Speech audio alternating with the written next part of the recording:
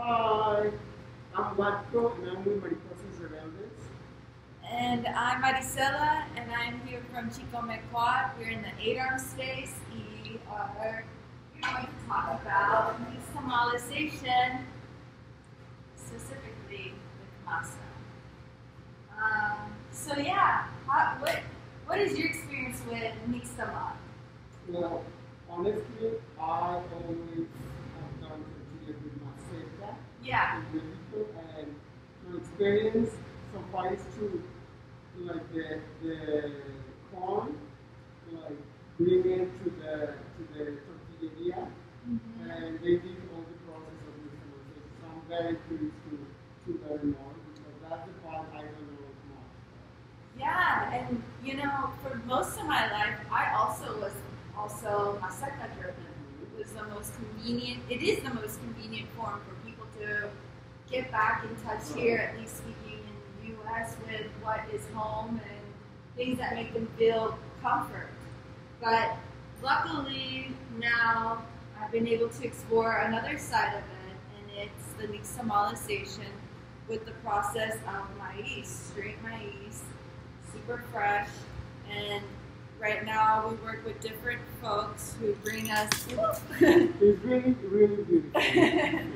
who bring us different sources from all over the different states in Mexico. And I feel really lucky to be in this step of my process because otherwise I was buying ground maize already. So this is really big for me, and I feel really special to be able to talk to Mariposas Rebeldes about this in a special corn webinar. So nixtamalization is simply the removal of the pericarp for any grain. So it can be even removing this like outer skin right here, you can kind of see from this, but it can also be from the removal of sorghum. Like this, how it's cute. Yeah, removing that, and then also you can nixtamalize sorghum. So any grain you can remove to make it easier for your body to break down and to digest, and so that you can get the nutrition. And this is a process that our ancestors discovered almost 11,000 years ago, which is so crazy. Like that, I mean, are you serious? You know, it's so special to work with this process every day. And it also started from simply, of course, the history of maize is, you know, Delcente being cross-hibernated into what it is now, these kernels. But before it even got to this step of dough, they were popping it as popcorn, using the popcorn and milling it and making flour out of that. And then they later got into the nixtamalization. So with that process, yeah, this is a little marbled. It's yellow and white, bolitas. Bolita Maria, Bolita Blanca from Oaxaca. And the OGs used to basically take their maize.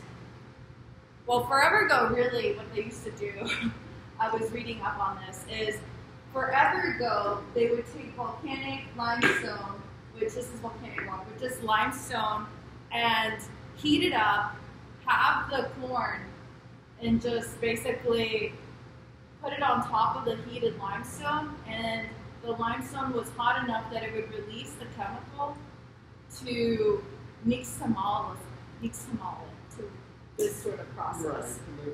Yeah, so I'm sure that it was a little bit different, but that same, you know, removal of the pre-carb was there. So basically what we're going to do now is do a quick demo of what nixtamal is. So we have our stove, water, and as you can see, this water is covering the corn so it has enough room for it to swim around. This is a very loose base recipe, yes. And now, this is approximately a cup. So with a cup, this is a teaspoon. I'll probably do half a teaspoon of caul. Add it in. You can already kind of even see it. This So it's a teaspoon, and you are doing to show is just one cup of the. Yeah. So 1 cup of maize, half a teaspoon of caul. Caul basically it serves that purpose, but it's also going to change the color of it. It's also going to change the texture of it, and the amount of time that you cook it will also affect the softness and the texture of your dough. And so how long for these two? So with this small batch, really no more than 40 minutes. The moment it starts boiling, 40 minutes, get your timer ready. So you can peek this and maybe do your little cleanup or start getting ready for your filling or whatever it is that you're working on with your masa for that day. This is the moment that you sort of get it ready and you keep an eye on your pot. Yeah. So we're gonna fast forward into the next step of the process, but we'll go back and revisit this. Yeah. However, yeah, we have different examples of what it should look like. Yeah. It's in the It feels so good. Mm-hmm.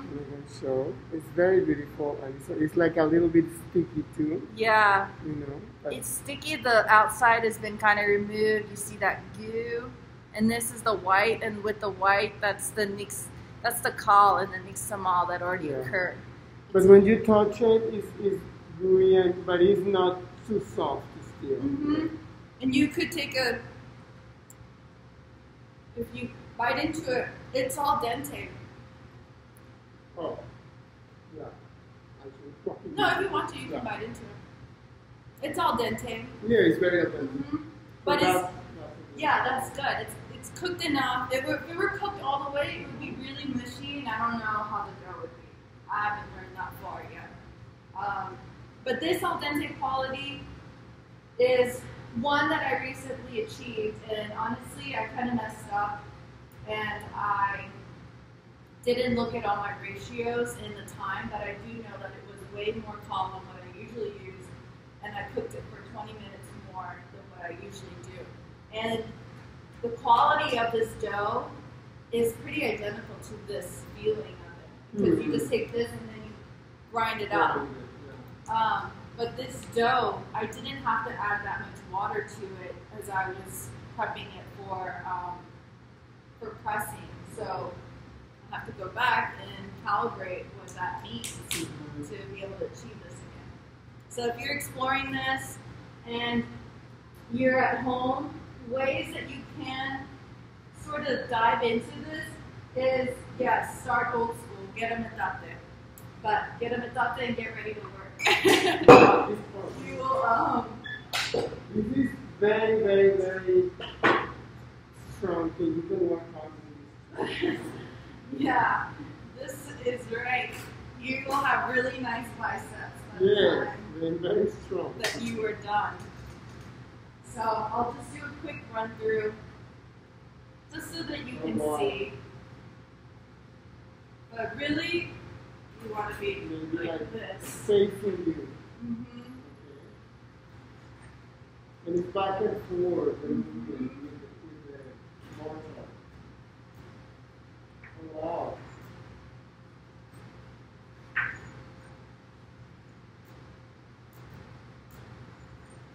I think many people have in southern Mexico, central Mexico, way back, I remember as a kid, seeing ladies doing this, and they were in the floor with a huge one, and they put all the weight, the back weight, into, you know. That's right. You really don't want it to be set up high. Like he's mentioning, you want it to be low, so your entire weight drops down, and all you're doing is pushing down. And then you add a little bit of water to adjust your dough. But yeah, a very briefly, this is just the beginning process of it. So these women who do this still, I have a lot of respect for them. Yeah, and they are very strong too, because they do that every day, also the rocks must be like big stones. Mm-hmm. This rock was a little bit not the best one because it shouldn't break. However, you would have a longer wood and you would alternate it. Yeah. So if it's lower, it's easier to do. Yeah. Mm-hmm. And now we'll fast forward to modern day technology, which 2020 now. 2020. Yeah, Hacienda released Molinito as a way for the home cook and a chef who wasn't committed to the masa program but wanted to explore it. Molinito. They created this very small 100-pound molino, and basically we have one here that we're using, and for me, it's big rocks. They come with the molinito. Mm-hmm. Yeah. Yeah.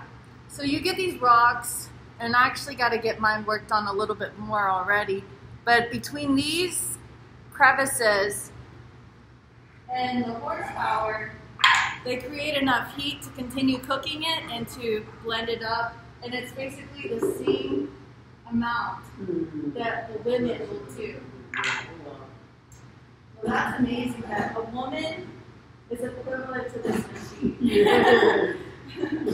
So, woman's bag. yeah, like how beautiful is that? Yeah. So super easy, modern day approach. It's really easy. You lock it in. I think that if you are into it, doing it, like if you want to do it, you know, with metabolism, like it's gonna be a day project. You have to set aside time to do it and to talk to people and get help. You know, then when you get into it more and more, you can also, if you want to know the need for efficiency, Yeah. this is for big quantities too. Sometimes it's very easy, right? I think it does 60 pounds an hour. 60 pounds a lot. Even with, you know, my small business, it took me years to be able to get to this point. But if you really stay committed to how you're spending and saving, this is about $2,000, a little bit under $2,000. So it's very possible to achieve this. Yeah, it's worth it. I think it is worth it. So I'm looking over here and I see some bubbles starting to form.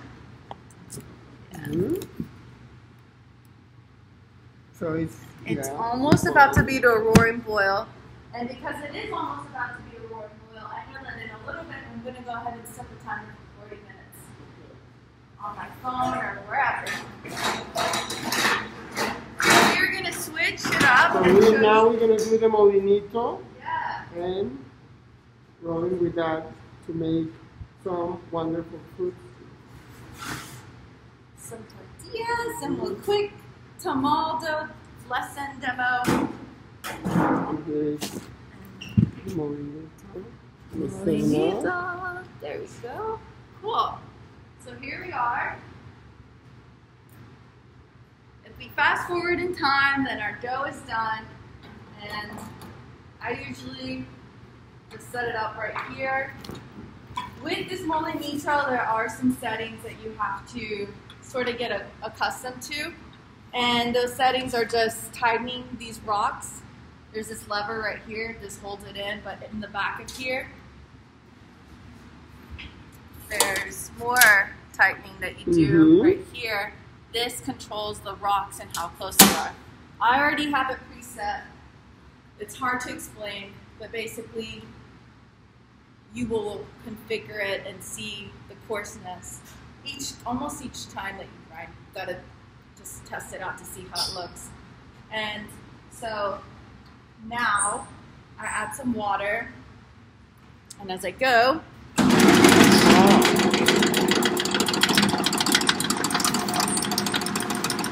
can see it feeds into here.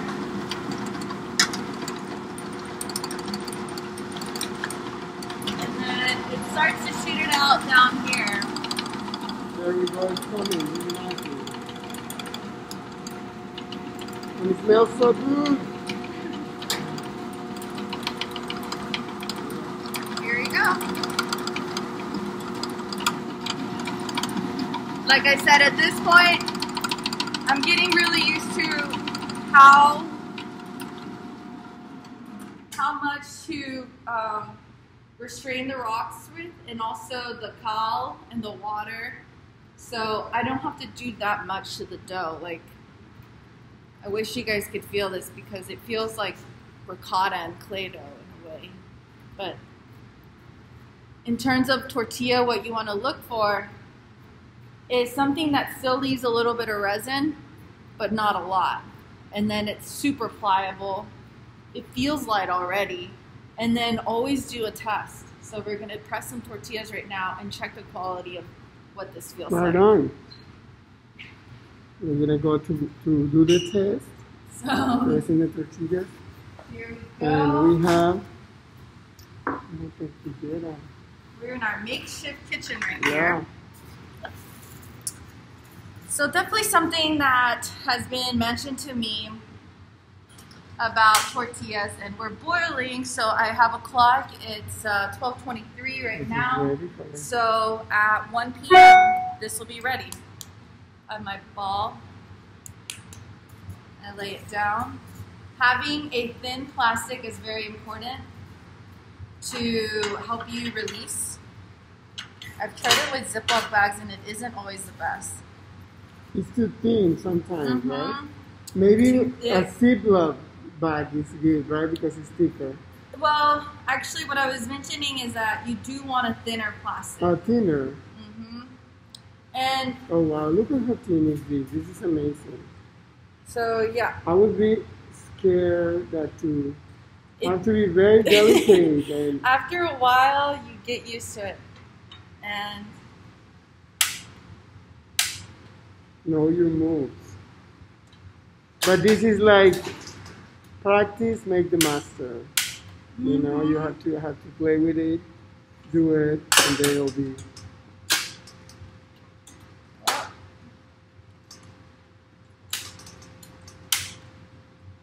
There we go. There we go. Now so I have my little comal. I want it to be nice and hot. It's important that it's hot before you put the tortilla, right? Because it doesn't stick. And honestly, I'll go ahead and say this. I think that this dough is okay, but I feel like already, just because I'm able to kind of hold on to it this much without it breaking, it kind of makes me think, oh, it could probably use a little bit more liquid. Like seemingly it's okay, but there's a little test that I've come to find out, and you'll see what I mean in just a second. I call it the flap test, where you flap it around and then you feel it for how soft it is. And this is amazing that you like such a thin and delicate dough. It is. It's so flexible, you know, and can be put there. It's a really beautiful process. I've always been amazed by it, like when my grandmothers used to make it. It's amazing. And they had a smoke room back in the day, so they were still using wood fire. Did somebody make the tortilla for you, or you also? I did get this also from Hacienda, and the reason is because this style and the weight on this is just like the one that my mom has, and hers is like a blue one. But I look for a weighted press. Weight on the top, weight on the bottom, so it's evenly pressed. So yeah, I'm already looking at this, and I can kind of see that it did indeed need more liquid water. Yeah, but it's okay. It's good to like see the differences. And this one, I can feel it too. Like I'm gonna let you feel what I mean. Yeah, I'm gonna let you do it. Yeah. Because this one already feels more hydrated. Okay, yeah, like I can see that it's it. more hydrated too. But this was just straight up off of there, and like I said, sometimes if you already know how much water to add, which is all like a matter of just what testing. you do if it gets so sticky, you need to like just remove it with something so for the next one, or you have to like wash it, or it's... No, it's fine. It's fine. I think this one needed to be hotter. I'll be right back. Wow, so we have here the, you know, the metate, and This is the old process that we used to do, you know, the masa. And now we are doing it with molinito, and we're testing the dough, the tortillas. And we already talked about this one being a little bit dehydrated, need a little bit more liquid. So I'm going to go ahead and scrub that one. Scrubbing. And we have a beautiful one here coming now. There we go. And yeah, so we'll just wait. Yeah. Usually how long each side or how you see it? Really start to, look, start to pop up. Get a little bit farther there. Wow. So the tortilla will tell you itself. Its bubbles are forming. You can kind of will start to see when you can lift it. But if you need a time, it's approximately anywhere, it's no more than a minute. Okay. Definitely no more than a minute. And then you'll see. You start to like eat, like, you know. This one was a little too soon. My mom always said, you're either too fast or too late. So I'm still learning to get that time down. When I'm pressing them out for work, I have a whole system that I'm like, I'm like ready. At least this looks like way better than the first one too. With the, yeah, it does already, doesn't it? Yeah.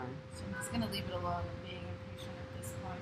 But another thing that we can talk about while we wait, and if you want to set this down over here, we can do this together, is we're gonna set up some dough for some tamales. Tamales! I love tamales. Oh my god. The tamales, we make a lot of tamales for Christmas, New Year's, and things like that. You know? Yeah.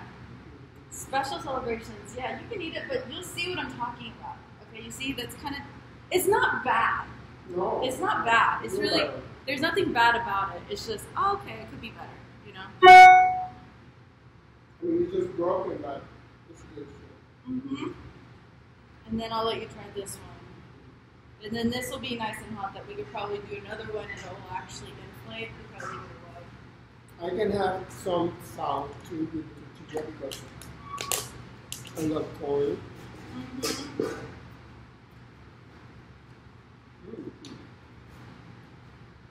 So, I don't know. Try that dough, feel it. You might be able to understand what I mean. Yeah, this feels more moisturized. Than, oh yeah, it's colder too. Yeah, well, it's way more moisturized. And also, this is more like a little bit more sticky. Yeah. Than this. Yes, and so that is the deal. Like, here you go. Oh, thank you. Oh wow, look at this beauty. This is a tortilla.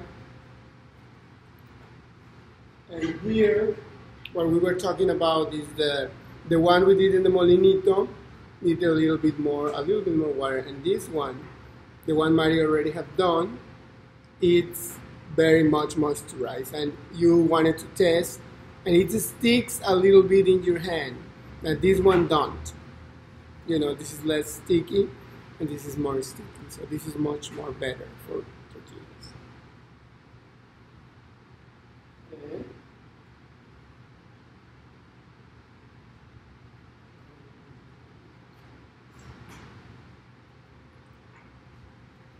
Oh my god, yeah. Doesn't that taste different? So good. It's so crazy. Okay, here we go. And see, it starts to lift on its own. And you can see it gets a little golden. Why sometimes they get really, really, really fat, some? Yeah, like... Some not. Is that also the more, some are much more moisture than others? Yes. It's moisture levels. It's also how fine the grind is how the steam will be able to travel within the tortilla. And though that one didn't puff up, you could see the puffing occurring. It just didn't go inflate the whole way. And last night I was inflating almost all of them, and I was like, yes, they'll be inflating for the demo. But should you like moisturize your hands while you're working for a long time or with tortilla? tortillas and the dough. So this kind of inflated. You can kind of see it right there. Yeah, it's fun. See? There it goes. But there's a hole right there. We're talking about, I will show you, it's inflating in that corner, the tortilla. See, you see?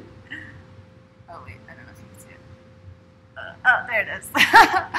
So, yeah, you can see it's inflating, but there's a hole and it won't inflate. Yeah, that's all that is going to inflate because the hole there. That's awesome. It's just so good. Yeah, so. We're going to do the tamales, oh my god, with the. Yeah. Leaves. So. Tell us about these, what you found out about these. Fig leaves, I use, well, I just knew that you can make tea out of figs, and I haven't figured out the research on the significance of it. And this is what I mean. You'll feel it. Hot, like. Flexibility. Yeah. It's not breaking, it's not flimsy, it feels soft. And we, you know, Mari and I are like deep developed because we don't feel as much of sensitivity as other people because we are used to touch of this hot. But you can have a spatula. Yeah. But yes, at this point, especially the dough, you're just like picking it up. So yeah, I don't know the entire research behind fig leaves and if there is any significant relationship in the Mexican culture. But I do know that you can make fig leaf tea out of it, so I figured I'm still waiting on a harvest of leaves to come in. I have fig leaves. And they're going to poison you, so you can use it because you can use them. And you also get the benefits from the fig leaf in your dough. So, you know, it's the same thing as you would with hoja santa. Does it have some special taste or does it add any taste? It's neutral? It's pretty neutral. The fig leaf is pretty neutral. So, for measuring purposes, this is about 2 cups of dough. 2 cups. So 2 cups of dough and some salt. What kind of salt is that? This is just the regular salt that we use here at the shop, which is kosher. If I were at my house, I'd probably use pink Himalayan. Definitely, it adds some extra flavor to it. Yeah, it does, and like I go back to nutrition. Let's pack in as much nutrition as possible. So because it is 2 cups, I'm gonna do half a teaspoon of baking powder. I don't know how many moms or tias or abuelas use baking powder traditionally, but my mom said that is a really great way to achieve extra fluffiness, fluffiness in your tamal. Yeah. So for measuring purposes, I'll start with. And we love that because we have the relleno and then the tamal is fluffy. So it's great to eat, but it's not too much massive dough. Yeah, so yeah. It's great.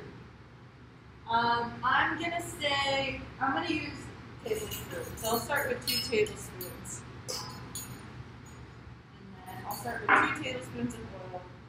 This is probably as much oil as I use. Today I'm choosing to use garlic oil, once again. More flavor, more nutrition. That's what I'm about. We buy grapeseed oil here or sunflower seed oil. And then we make confit out of alliums. So anybody in the allium family, if there's chives, scallions, garlic, whoever you are and you're in the allium family, we're going to cook you in oil. And then we're going to use that confit for other things, but we're also going to use the oil for whatever reasons. And this is one of the reasons I will use it. It's going to be very flavorful tamales. So right now, I'll show you. This is 2 tablespoons of water, 2 tablespoons of oil. But you know what? I want more. Okay. So I added 2 more tablespoons. And this feels... To make it... What is the consistency now? The gooier a gooier.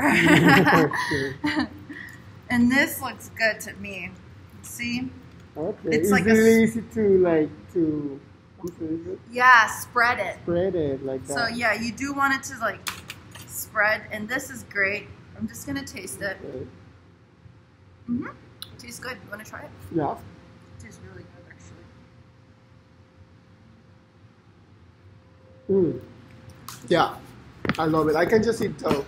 Me So too. good. It's a lot. Very good. Okay, so I have this and I have this, but I'm going to clean my hands so that it's not messy. I'll be right back. So these, I guess you don't have to do anything for the leaves. We usually would use the banana leaves. We don't have this time. We also use corn leaves, and those you need to put them to soak in water, you know, to make them softer. Probably overnight if you want to do tamales with corn leaves. But this is my first time, so I'm very excited to see those. Yeah, so there's always a first time for everything, you guys. And today it will be with the big leaves. Oh, so I have to bring this here so they can see from close up this. Yeah. This is the important part. If you're using banana leaves or corn leaves, this will be easier for sure. But because we're using fig leaves, you kind of puzzle them together. And you don't do anything like put them together. And then in the very center, your dough and my tinga. This is lion's mane tinga, so this is entirely vegan. Oh my! Look at that. And it's so easy. So basically just like a full... You would lay it down like this. Okay. Yeah, opposite. There you go. That is so amazing and so no laborious. You want to try one? Yes, for sure. Here, you can... Okay. So here we are. We're still looking good. Yeah, because the other tamales, honestly, when I do the one with corn husk, what should I use there? Mm-hmm. Here you go. I can do it because I'm going to do the thing now. Yeah, it's fine. So, about that? Yeah. Okay. And put it in the very center. Okay, it's fine like that, and then just... Mm-hmm. I feel like tamales are very forgivable. Yeah. Oh my God, this is so exciting. What is Tinga has? This one is traditionally chipotle pepper, so we do have some chipotles that we imitated here, but we also use ahi for more heat, and then lots of sun-gold tomatoes and papalo in this mixture. And okay, we just can I cook do it down. another one? So Yeah. I like it.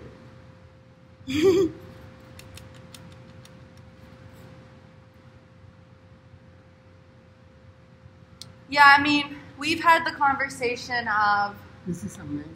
traditional versus, you know, adapting. And I think it's important to adapt because if we try to keep things traditional, then we're just adding a lot of food mileage and an assortment of problems that come with things.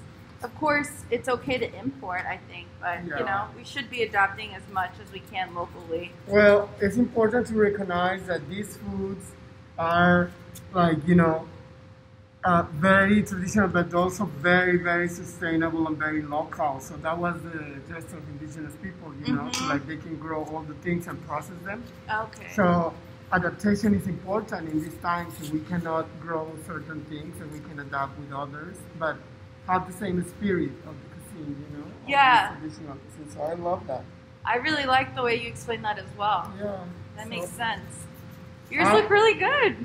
Yeah, with this dough, with this, like we're two, right? 2 little cups. Yeah. We make 5 very yummy and chubby tamales, and I love them. I think this is gonna be my jam now that I discovered this, because honestly, I have much more laborious, time if I do it with corn than this.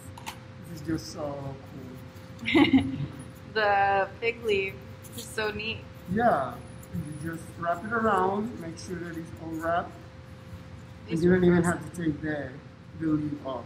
And like you say, they are very forgiving, they are 24. So yeah, here we have tamales. Wow. Thank you so much. This is so good. So, is there anything else you think that we should discuss right now? I don't know, I would like to, ask you why you got into this so much, because even, if you're very technical background, but you can go to so many websites, like you can go to be more interested in food case or other, I know there are chefs, but there is the culinary tradition of the Central Mexico, the Aztecs, all these people is huge. But this is like the fundamental thing I feel, right? Yeah, and I think honestly, coincidentally, one of my favorite foods just happens to be one of the vocal points of our Mesoamerican civilization. And I don't know like how this world works, but it was just a comfort food that my mother would always make for us. On my birthdays, I always requested tamales and pozole. That was like every single birthday. That's all I ever wanted was tamales and pozole. I miss your birthdays. That's awesome. So Mari went to do some work, but this is an amazing way to adapt, because we have a lot of these leaves here, and they're very neutral flavor, and they're so easy to work with. You just have a spoonful of the masa and dump it in the center, and then wrap it around. So this is amazing. Yeah, it's just nostalgic. It's something that is of comfort. It's one of my favorite dishes of all time. Unfortunately, at this point, I make so many of them that I just don't eat as much, but I always test them. And eventually, as I started diving into research regarding the entire nixtamal process, it just felt even more nostalgic just reading about it, like you were mentioning. It's like one of the pivotal points of our cuisine is the tamal. It's like 7,000 years old. Yeah. So, and, I mean, in a tamal, you can process anything that you have, basically, and put it as a filling, So it's not per se for tamales that you have to have a specific filling. You can be as creative as you want and put it there in the tamal. So it's a very good way to, be conscious and thrifty and utilize whatever you have around you too. Right? Yeah, it's super sustainable. Yeah. Yeah, I would like you to tell us a little bit about, the work in Mexico that you are doing, and the people that you are, like a little bit to show to the public, so we can. Sure. Yeah. So we are in the process of trying to source from. We're sourcing from a couple of different people, including Hacienda and Damoa, but we're in the process of working directly with a women's coalition, maize growers. They are usually predominantly women who are single mothers, and they're farming as well. So as you can imagine, that's crazy. That's a lot. Like taking care of a field and taking care of kids. So amazingly enough, there's a cooperative, the Marcu, that is based in Michoacan, and hopefully we'll be linked up with them to be sourcing material from them. Of course, because right now it is September 2020, there are complications with COVID and getting shipments over, so that's a barrier. But in time, we hope to be overcoming that and working with more cooperatives to source maize from. It's really to raise awareness, continue to raise the awareness that we take pride in as folks who are Chico Miquat. We try to source things as directly and as responsibly and thoughtfully as possible. I've worked in the field before, with Grow Where You Are. So I'm very aware of the process and how laborious it is. And then you get to the kitchen aspect of it. And while this is really fun right now, when we're actually in production mode, you know, there's just a lot that goes into that. And I think that the sooner and the more frequent we have these conversations about sourcing and the work and the labor and just like really uplifting those two communities in our food sector that provide us with the food, we can start to hopefully make conscious decisions about how we're going to come about this change, because it's not going to last. This can't last forever. We can't have field workers out, even in South Georgia or in California, working in these conditions and us paying 99 cents for a pound of grapes while they're getting paid 30 cents for an entire, you know, like this much is 30 cents of their labor. Like that can't be the situation. Yeah. It just can't be, you know, and most of the people who are doing this work are, yes, of indigenous background and Latinx background. And, you know, it's usually folks in the people of color communities. So it's something that if we take seriously collectively, I feel like we can see change. Yeah. And support the folks out in Mexico or wherever they may be for what their work really is. And that's really the bottom line of it, on top of, you know, restoring these cultures and communities. So that's what I'm I was thinking what you say about taking this seriously, and this is indigenous food, you know, and we are indigenous people. I'm Aztec, and I'm here in Atlanta, Georgia for 12 years, but we are the ones that feed this country and feed the Americas, because this effort of the corn, you know, to taking care of the seeds, to find ways of making, like, you know, more nutritious and people can like storage and share food, has been done by indigenous people. So we are learning and sharing with you, but when you are doing this, if you are not indigenous person that can relate, just think about how wonderful it is, how much knowledge we have, and how much you need to like give back and support us. And be careful when we are working with these foods, because this is indigenous food, this is not white people food. So it's always for the empowerment of indigenous people and the betterment of the world and our own bodies, you know, and communities. So there are so many fascinating things, like when I was starting to work and following Mari and, you know, like we were doing this things, it's so nostalgic to me, you know, to making food is like being in intimate relationship with the food, but with the people, to getting to know the people, getting to like catch up, you know. It's so many things that we need of this process sometimes, you know, for healing, for reconnection with the history, with the land. And even if you are not indigenous, you can keep reconnecting, you can discover, but keep what Mari said in mind. You know, it's time to take this seriously. We cannot keep going like that. And we have to think about, well, if you're cooking this, think about how you can give back and you can empower the indigenous people that still have this knowledge to give that back, and so we can heal all this world, because we are in a time and place that is not just COVID, but we are in a climate crisis, and we need sustainable local solutions. And that's why indigenous people is so amazing. And like just like the tamale is so forgiving, our food is so like flexible and adaptable, and we can work and we can, you know, put things in.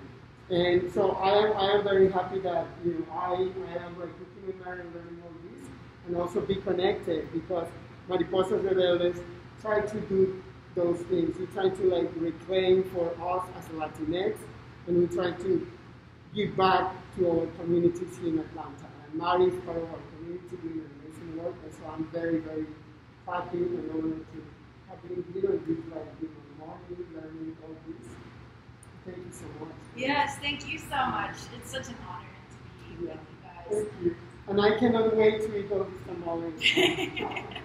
Thank you, everybody. Thank you. You know, we are doing this as a fundraising and to spread awareness and teach about like Aztec food.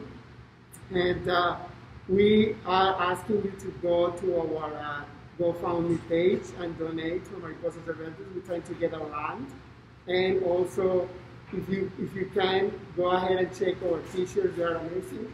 You're going to have one. Oh, yeah, I need to put one, yes. And then, you know, buy one shirt for you or for your loved one. Christmas is coming. It's feeling like fall now. And we want you to support to get to the line this year and buy land and start, you know, to be mariposas there in the land. You know, thank you so much. Thank you. Thank Bye. you for having me. Thank you. Thank you for having us.